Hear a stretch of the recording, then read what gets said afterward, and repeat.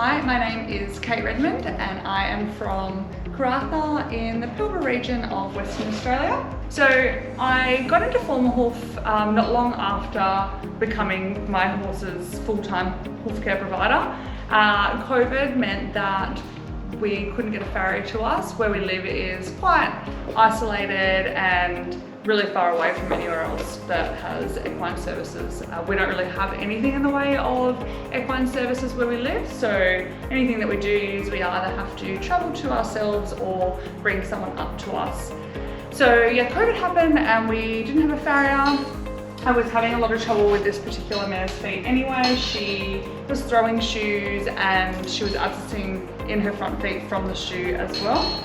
We later on found out when we were pulling her shoes to take her barefoot, I'd gone and had x-rays done on her, that she was NPA and 3 out of 4 feet. And she also was suffering from a really bad case of kissing spines. We'd sort of been trying to find and diagnose what was actually going on with her because I've been having trouble with her for quite some time and just couldn't work it out. So that was the answer to that. She had bad kissing spines, and now I sort of connect the dots and I think that either or a bit of both, that her feet could have been the cause of her back, or the back could have been also making the issues with her feet so much worse. I'm not really sure, but I don't think either was helping one another. So she was scheduled to have the surgery on her spine a year ago, and when I knew that that's what we were going to do, I wanted to make sure that posturally she wasn't going to be compensating after the surgery and then undoing everything that we put her through the surgery for. So I saw the FormaHoof and I thought to myself, it's something that I can probably do. I felt like I could do it if I applied myself properly, and I felt like it was something that wasn't going to set her backwards in going barefoot, because it sort of mimics being barefoot but being protected at the same time. Yeah, and I just wasn't willing to and couldn't have her shod in a kind of shoeing package to support her either. So we invested in that, and myself and my partner learned how to apply it. I would trim her and do all the prep work, and then he would help me with the actual application of putting the polymer into the mold on the foot. Definitely needed the two of us to do it. I don't think I could have done the whole thing on my own. And we didn't really have too much trouble with it. The first application I was pretty proud of. It was actually quite neat, and everything seemed to go fairly well. Maybe just do 2 feet at once instead of all 4. Luckily my horse was very patient.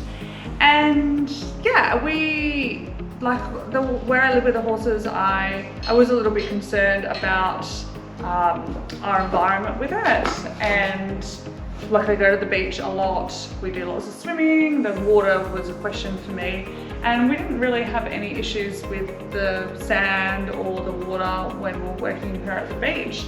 And yeah, we had really good results with it. So she probably had 4 to 6 applications originally that we had done ourselves, and then the surgery didn't happen, so we stopped doing FormaHoof because she was just sort of spelling and not really doing anything else. And then January of this year, she was scheduled again to have the surgery, which went ahead.